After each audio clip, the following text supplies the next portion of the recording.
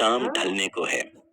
वीर और उसके दो लफंटर दोस्त प्लानिंग के हिसाब से बुआ के घर के बगल वाली झाड़ियों में छुप के सबके सो जाने का इंतजार कर रहे हैं। पॉप कल्चर को रियलिटी समझने वाले लड़कों ने पूरी जेम्स बॉन्ड वाली प्लानिंग कर रखी थी कि जैसे ही घर की बत्ती बुझेगी, वीर बाउंड्री क्रॉस करके अंदर जाएगा, फिर पाइप से चढ़ के खिड़की पर जाएगा और खिड़की खोलकर पेपर चुराएगा और भाग जाएगा। पर जिंदगी जेम्स बॉन्ड की मूवी से थोड़ी अलग होती है। तभी बत्ती बुझती है, वीर खुद को जेम्स बॉन्ड समझते हुए बाउंड्री क्रॉस करता है और फिर पाइप से ऊपर चढ़ने की कोशिश करता है। पर यह इतना आसान नहीं है। जल्द ही उसे रियलाइज हो जाता है कि जेम्स बॉन्ड मूवी में बहुत गलत दिखाते हैं। बेचारा कई खरोच और चोट लगाते हुए किसी तरह पाइप से छत पर चढ़ ही जाता है और जैसे ही खिड़की खोलकर अंदर जाने की कोशिश करता है कि सिक्योरिटी का अलार्म बज उठता है। रात के उस सन्नाटे में शोर भर जाता है और घर की सारी बत्तियां जल जाती हैं। वीर सपोर्ट के लिए अपने दोस्तों की तरफ देखता है, पर वो तो अलार्म बजते ही रफू चक्कर हो चुके थे और वीर को अधर में लटकता हुआ छोड़ गए थे। तभी बुआ और उनकी फैमिली बाहर आते हैं और वीर रंगे हाथों पकड़ा जाता है। जल्द ही पुलिस आ चुकी थी और वीर को चोरी के इल्जाम में पकड़कर ले जाने वाली होती है कि तभी बुआ ने चाचाओं को भी बुला लिया, जो पास ही में रहते हैं। वीर की स्थिति काटो तो खून नहीं वाली थी। उसे डर था कि कहीं मम्मी को पता न चल जाए। क्यों बे बच्चू, तूने क्या सोचा? इतनी आसानी से हमारे 3 करोड़ गटक नहीं देंगे तुझे? बुआ चिल्लाई। इसकी माँ को फोन करो, उसे भी तो पता चले कि उसका सपूत क्या कर रहा है। चाचा तहाड़े। नहीं नहीं, मम्मी को फोन मत करना, वीर गिड़गिड़ाया। मम्मी को पता चला तो वो टूट जाएंगी। ये सुनकर बुआ और चाचा एक दूसरे से नैन मटक्का करते हैं और फिर वीर को कहते हैं, देख बे छोकरे, मैं तुझे छोड़ दूंगी और ये चोरी का इल्जाम भी वापस ले लूंगी, लेकिन तुझे अपनी माँ को मनाकर वो हवेली बिकवानी होगी, समझा? तू तो समझदार है ना, समझ रहा है ना मैं क्या कह रही हूँ? बुआ प्यार से धमकाते हुए बोलती है, और अगर वो हवेली अगले महीने तक खाली नहीं हुई तो याद रख, पुराने मकानों में आग बड़ी आसानी से लग जाती है। चाचा ने धमकी देते हुए इतनी बड़ी बात बोल दी जिससे वीर का अस्तित्व ही हिल गया। उसे एहसास हो गया था कि उसकी इस छोटी सी गलती का परिणाम कितना भयानक हो सकता है।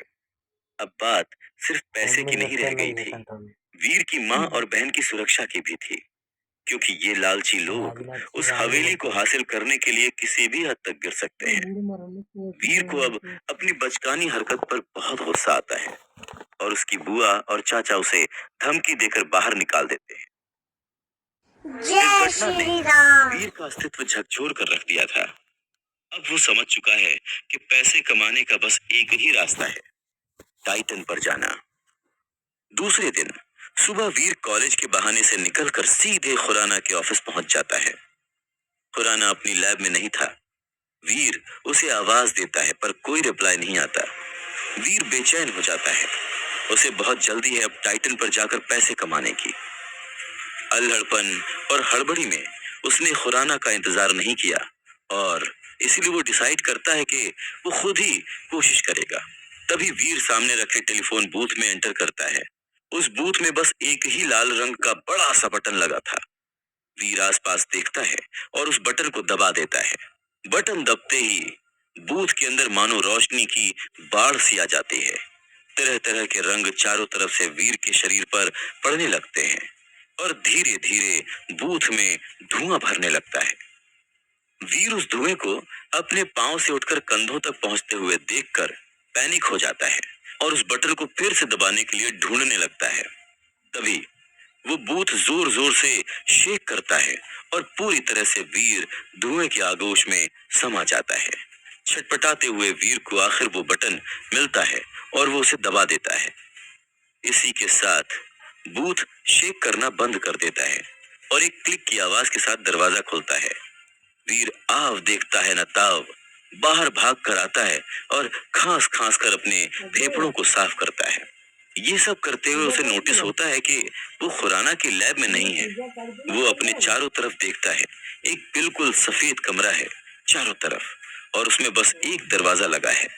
वीर घबरा जाता है और वो झट से दरवाजा खोलकर बाहर जाता है।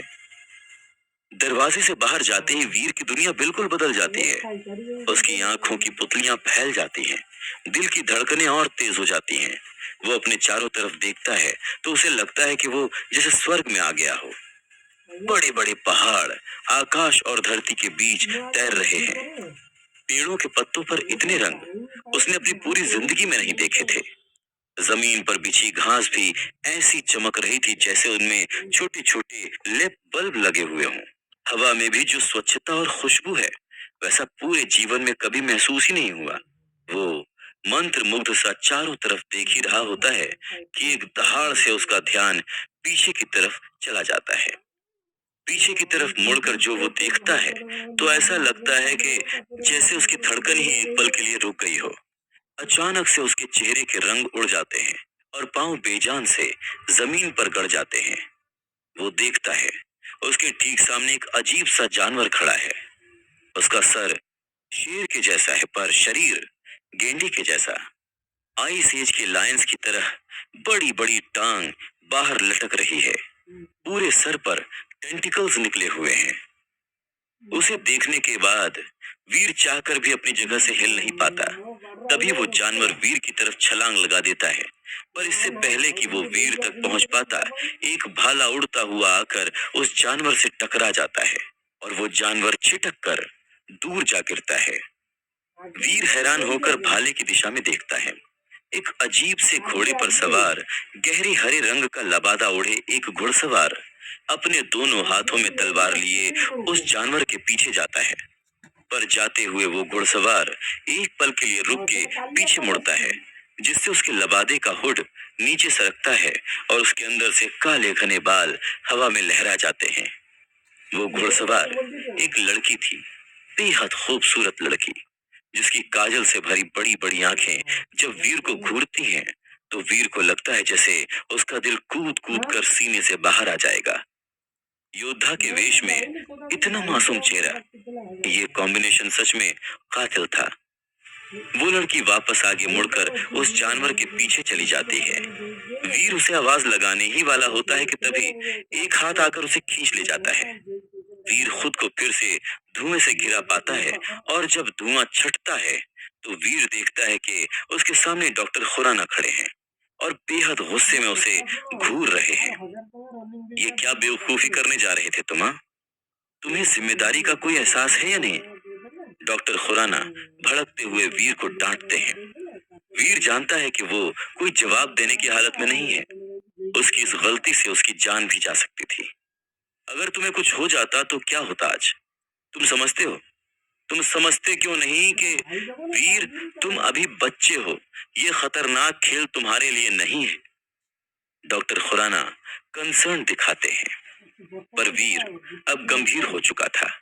अंकल, ये खेल खेलना मेरा शौक या कोई इंटरेस्ट भर नहीं है। अब ये मेरी जरूरत बन चुका है। वीर की बात सुनकर खुराना शांत होकर उसे सुनने लगता है। अब वीर उन्हें पिछले 12 घंटे में होने वाली सारी घटनाएं विस्तार से बताता है और उन्हें समझाता है कि उसका टाइटन पर जाकर पैसे कमाना कितना जरूरी है। उसकी बातों को सुनकर डॉक्टर खुराना गहरी सोच में पड़ जाते हैं और वीर मायूस होकर वहीं बैठ जाता है। काफी सोचने के बाद डॉक्टर खुराना कहते हैं, ठीक है, तुम अगर टाइटन पर जाना ही चाहते हो तो मैं तुम्हें रोकूंगा नहीं, पर वहां जाने से पहले वहां के बारे में सब कुछ जानना होगा तुम्हें। मैं तैयार हूं अंकल। ये बोलकर वीर अपना पूरा कंसंट्रेशन डॉक्टर खुराना पर लगा देता है। डॉक्टर खुराना अब वीर को टाइटन के बारे में विस्तार से बताना शुरू कर देते हैं। सुनो, टाइटन ग्रह पर हमारा बेस देव आश्रम के नाम से है। तुम टेलीपोर्ट होकर वहीं पर बने अपने कमरे में जाओगे, लेकिन वीर, वहां गुजारा करना इतना आसान नहीं होगा। समय समय पर अपनी ताकत और काबिलियत बढ़ाने के लिए तुम्हें लेवल्स पार करने होंगे और वो तब होगा जब तुम्हें जीन पॉइंट्स मिलेंगे और वो तुम्हें तब मिलेंगे जब तुम वहां एलियंस का शिकार करके उनकी एनर्जी हासिल करोगे। ये काफी कुछ वैसा ही है जैसे तुम्हारी वीडियो गेम्स की दुनिया में होता है। बस फर्क इतना है कि यहाँ पर खतरा असली है तुम्हारी एक छोटी सी चूक तुम्हारी जान भी ले सकती है, और वीडियो गेम्स की तरह यहाँ तुम्हें दूसरा मौका भी नहीं मिलेगा। जितनी आसानी से डॉक्टर खुराना ये सब कह रहे थे, वीर जानता है ये उससे कहीं ज्यादा मुश्किल है। टाइटन ग्रह वैसे तो दिखने में हमारी पृथ्वी जैसा ही है, लेकिन फिर भी हमारी पृथ्वी से काफी अलग है, और इसीलिए वहां के नियम भी अलग हैं। इस दुनिया में साइंस और टेक्नोलॉजी दोनों ही बेवजह है, क्योंकि वहां के लोग अभी भी डेवलप हो रहे हैं। इसीलिए वहां कोई भी साइंटिफिक या टेक्निकल इक्विपमेंट काम नहीं करते। दूसरे शब्दों में कहूं तो वहां मशीन गन से ज्यादा एक स्टील का खंजर तुम्हारे लिए फायदेमंद रहेगा। मिसाइल्स और न्यूक्लियर हथियार भी वहां किसी काम के नहीं होंगे। यहाँ तक कि वहां पर मोबाइल फोन या ऐसे कोई भी इलेक्ट्रॉनिक इंस्ट्रूमेंट्स भी नहीं चलेंगे। सब कुछ ठीक वैसे ही होगा जैसे कि पृथ्वी के डेवलपमेंट के पहले चरण के समय था। वीर बहुत ही ध्यान से डॉक्टर खुराना की बात सुन रहा था। ये सुनने में भले ही किसी फिल्म के सीन जैसा लग रहा हो, पर असल में काफी दिलचस्प था। और हैरानी की बात तो ये थी कि वीर को इसमें और ज्यादा रुचि आ रही थी, और वो आगे सुनने के लिए उत्सुक था।